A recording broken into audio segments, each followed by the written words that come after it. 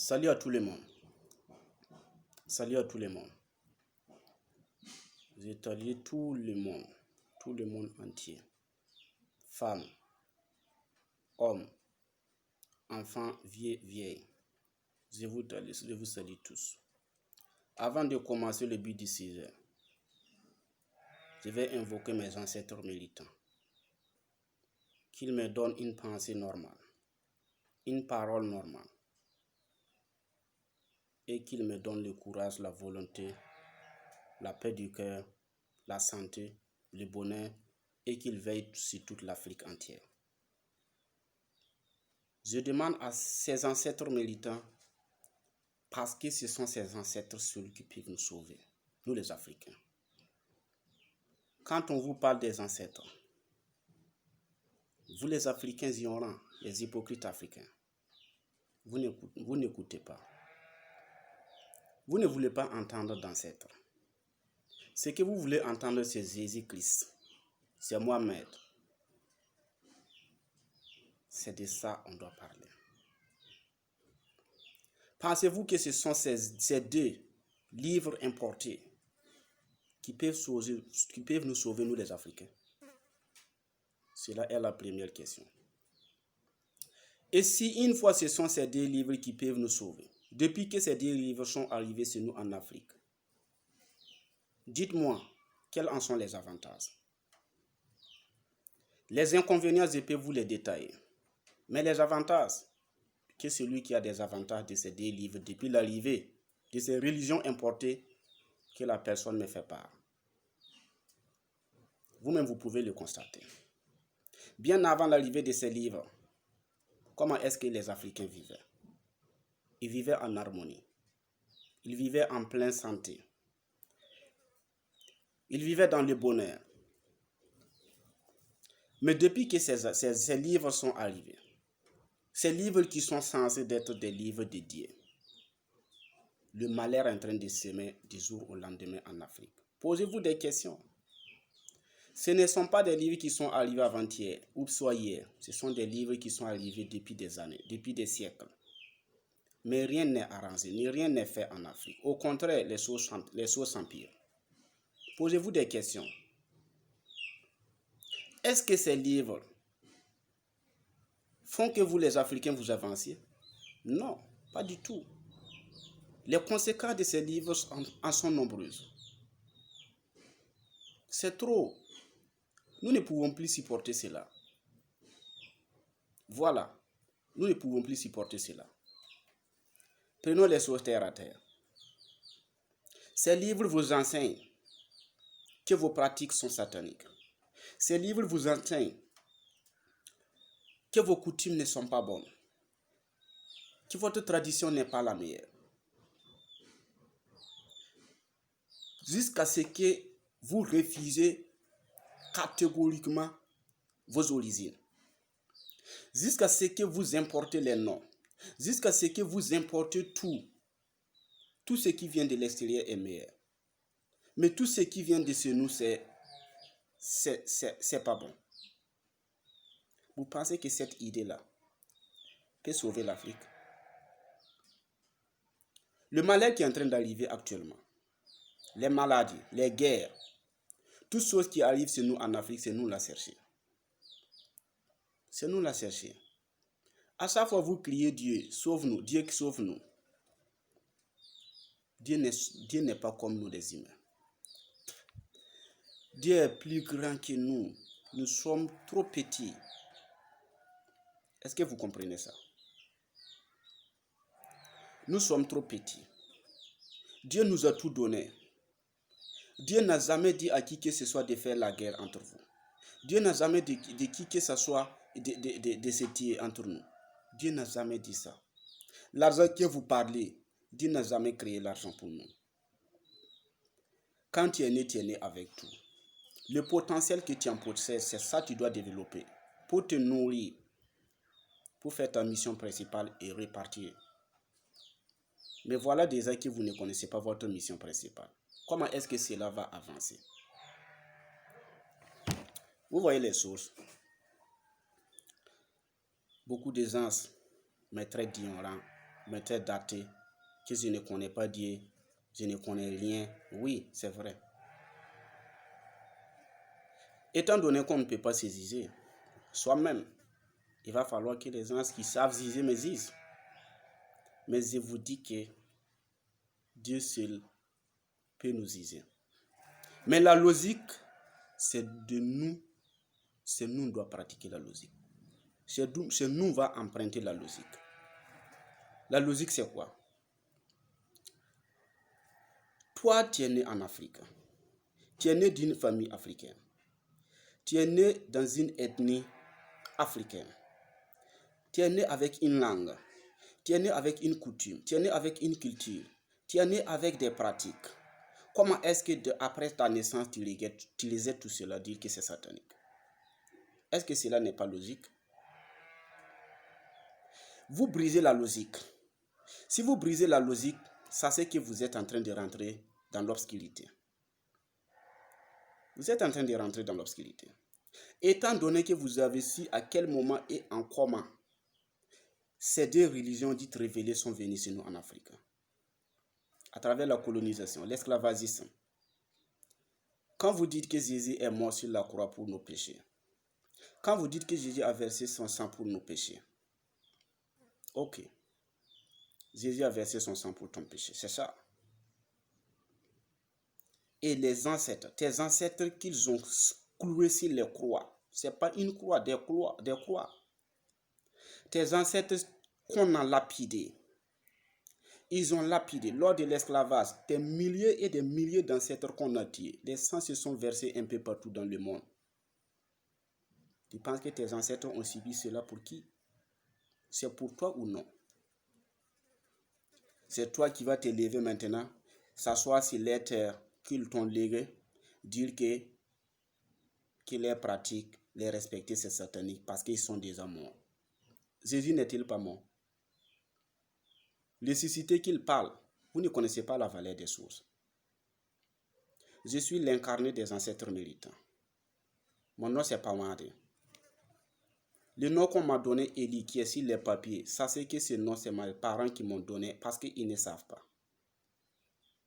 Et ce n'est pas le seul nom. Le nom qu'ils en connaissent, c'est le nom Pamade. Ça ne se divise pas. Je suis venu pour rassembler. Je suis venu pour construire. Donc ma mission principale, c'est de rassembler tous les ancêtres et rassembler tous les Africains qui veulent la logique, qui veulent la vérité. D'être unis ensemble pour notre libération totale. On nous a colonisés. Maintenant, vous parlez de décolonisation. Nous sommes toujours colonisés. Spirituellement et partout et un peu partout. On est toujours colonisés. Voyez vous-même. Voyez vous-même. Et tous les autres continents ont pris de l'Afrique pour faire la poubelle. L'Afrique, c'est une poubelle. Je ne dis pas avec fierté, mais c'est la réalité. C'est une poubelle. Vous payez des friperies chaque fois. C'est des gens qui ont porté et jeté. On ramasse pour vous donner, parce que vous n'en avez pas. Vous payez des fauteuils que les gens ont utilisés. Maintenant, c'est vous qui utilisez ça et puis vous êtes content. Vous payez des véhicules qu'ils ont circulé avec. Maintenant, c'est vous qui bagarrez à cause de ça. C'est vous qui s'entretiez à cause de ces matériels. N'êtes-vous pas colonisé ceci?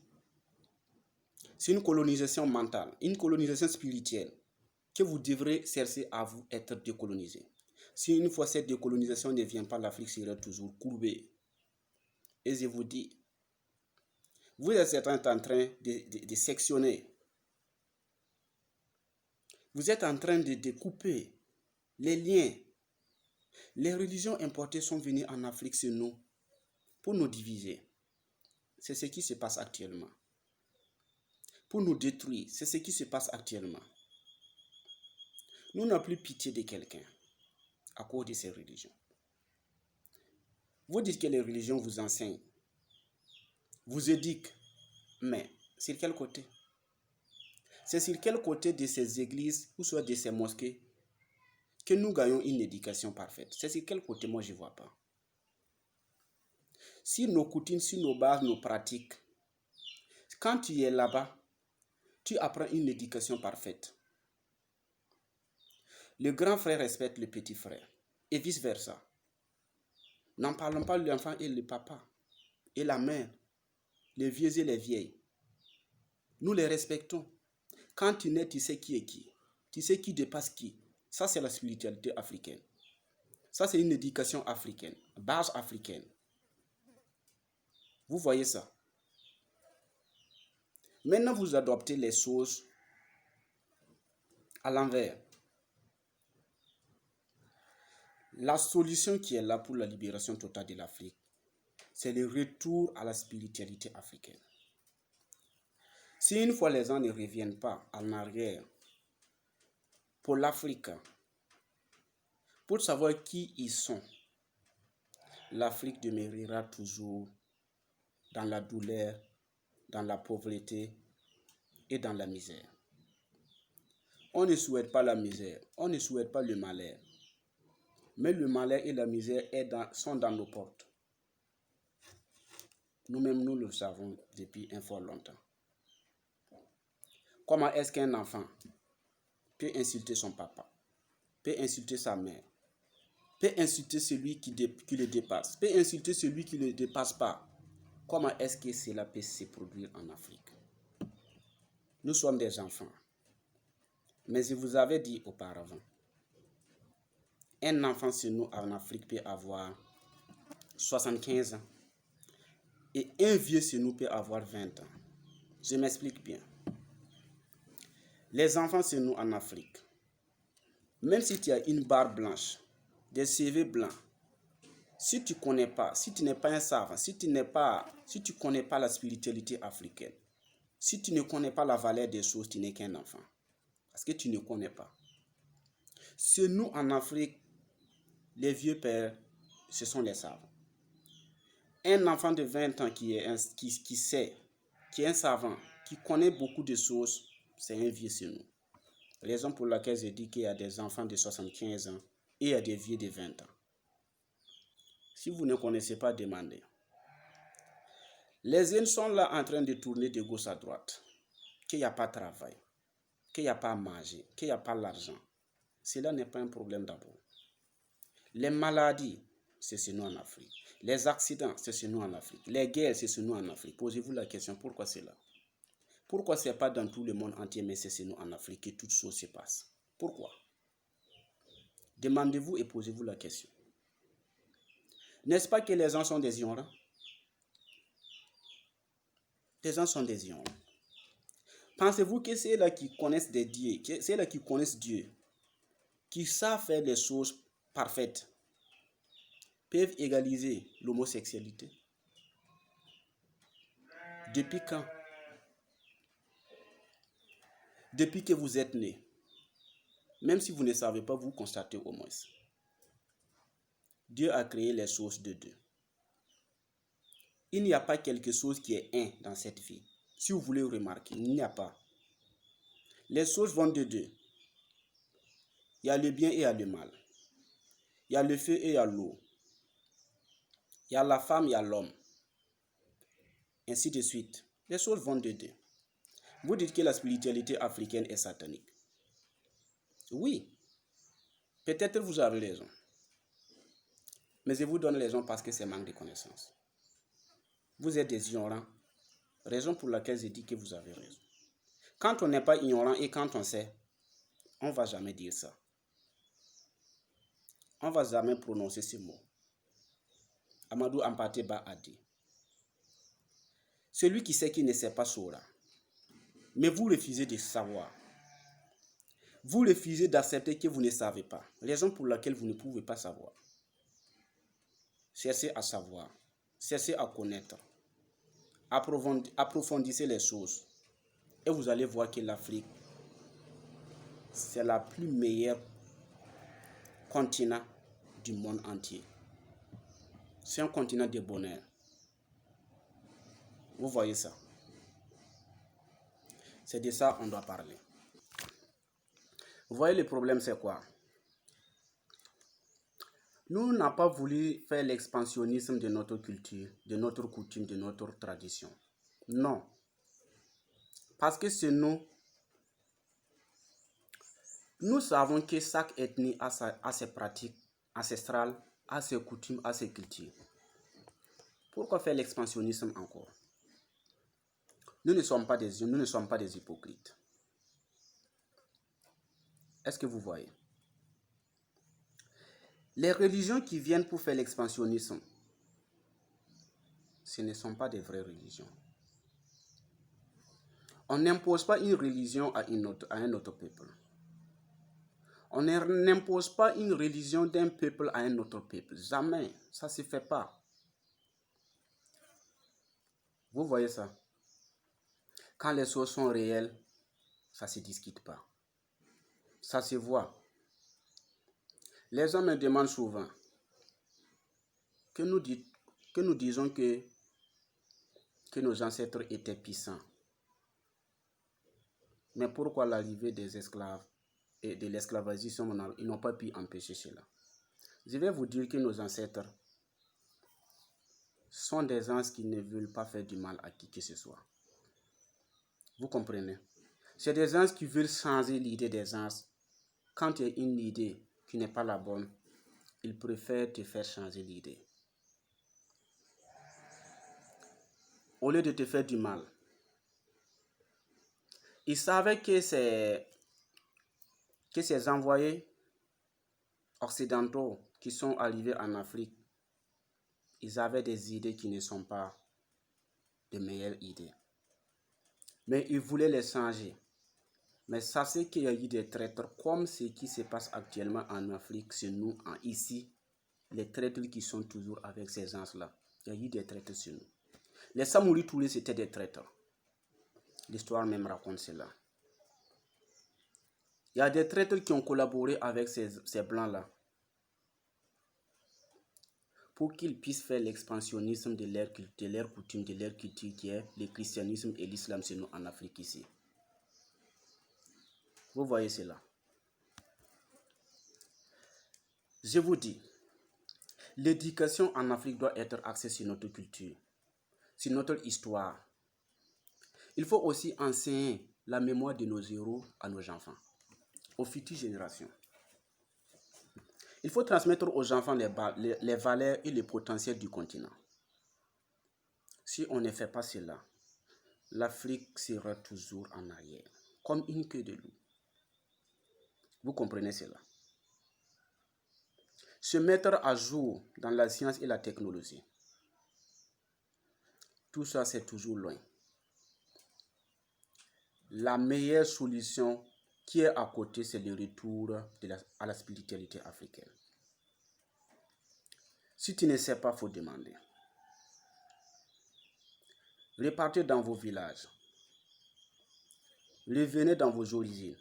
Demandez et vous saurez. Demandez aux vieux, aux vieilles.